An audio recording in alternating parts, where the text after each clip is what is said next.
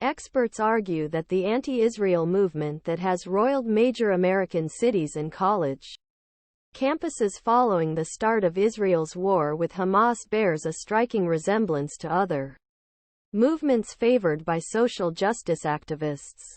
Since attacks on Israel by Hamas terrorists on October 7, growing protests around the world have condemned not terrorist group but Jewish state, which continues to reflect loss of more than 1,200 Israelis killed in last months.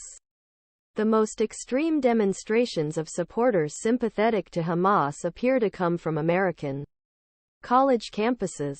Particularly alarming demonstrations were witnessed at once prestigious institutions such as Harvard and New York University, among others.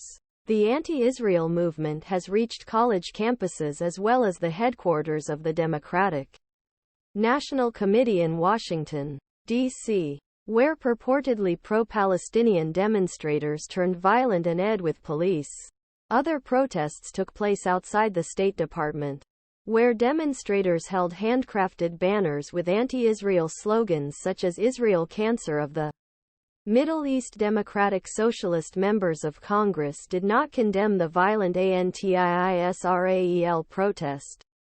Targeted their party headquarters. Brooke Goldstein, a human rights attorney who serves executive director of the Lawfare Project, said she believes it is time for law enforcement launch an investigation to find out how the protests were organized as well whether the protests were linked foreign countries, governments or terrorist organizations.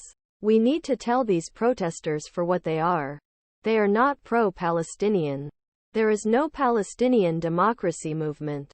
We need to take a long look at how a significant segment of our population has become radicalized. For too long, law enforcement and lawmakers have turned a blind eye to the operations of foreign governments within our borders, particularly Qatar. They have ignored the relationship between designated terrorist groups and student groups on campus. These protesters are not progressive and they are not against violence. Their goal is to destabilize this country, and there is an urgent need for law enforcement to launch an investigation into how they are organized and whether they are affiliated with foreign governments or foreign terrorist groups.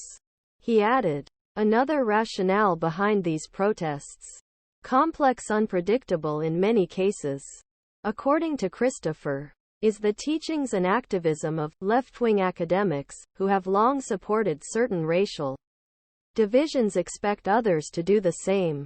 F. Rufo is a senior fellow at the Manhattan Institute and a contributing editor of City Journal.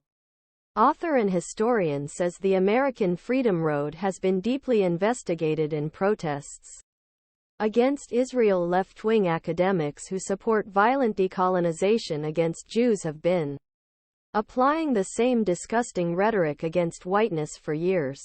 The same ideology, the same hatred, the same bloodlust. Rufo,